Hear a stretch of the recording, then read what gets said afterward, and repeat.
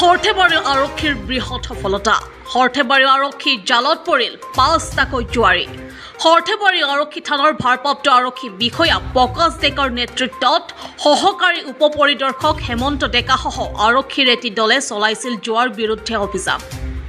গোপন খবৰৰ ভিত্তিত শুকুৰবাৰে সন্ধিয়া সৰ্থেবাৰীৰ বক্সৰাত চলিছিল জুৱাৰ বিৰুদ্ধে এই অভিযান।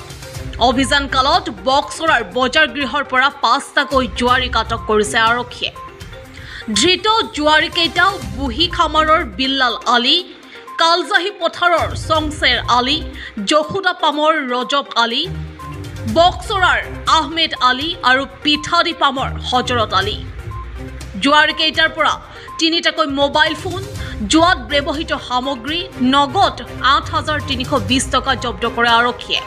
ধৃত জুৱাৰীকেইটাৰ বিৰুদ্ধে আৰক্ষীয়ে সৰ্থেবাৰী থানাত নিজাববীয়াকৈ গোচৰ ৰুজু কৰিছে বুলি জানিব পৰা গৈছে। শনিবাৰে ধৃত জুৱাৰীকেইটাক বৰপেটাৰ আদালতত হাজিৰ কৰোৱাই আৰক্ষীয়ে। জুৱাৰ বিৰুদ্ধে সৰ্থেবাৰী আৰক্ষীয়ে চলোৱা এই অভিযানক প্ৰশংসা কৰিছে সচেতন মহলে। যোৱাকালি বক্সাৰা বজাৰত জুৱা খেলি থকা অৱস্থাত 5জন জুৱাৰী সৰ্থেবাৰী থানাই কৰায়ত্ব কৰিছে। তেওঁলোকৰ নামসমূহ হৈছে বুঢ়ীখামাৰ গাঁৱৰ বিল্লাল আলী, কালজাহী পথাৰৰ চংচেৰ আলী, যশোদাপামৰ ৰজব আলী, বক্সাৰৰ আহমেদ আলী আৰু পিঠাদিপামৰ হজৰত আলী।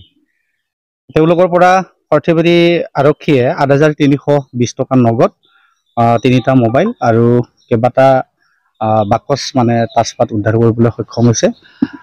তেওঁলোক এই চেগতে সৰ্থেবাৰী আৰক্ষীলৈ ধন্যবাদ জ্ঞাপন কৰিছোঁ। সৰ্থেবাৰী থানা নাগৰিক সমিতিৰ তৰফৰ পৰা অপৰাধ আৰু অপৰাধীৰ বিৰুদ্ধে অভিযান তীব্ৰতৰ পৰা তীব্ৰতৰ কৰা হওক। প্ৰতিদিনে আমাৰ যিটো আপোনাৰ লকআপ বুলি কোৱা হয়, লকআপ ভৰি থাকক আৰু প্ৰতিদিনে মানুহ চালান কৰা হওক। এই আহ্বান মই সৰ্থেবাৰী থানাৰ OC মহাশয়লৈ ৰাখিছোঁ। বিশেষ নকওঁ, সামৰিছোঁ।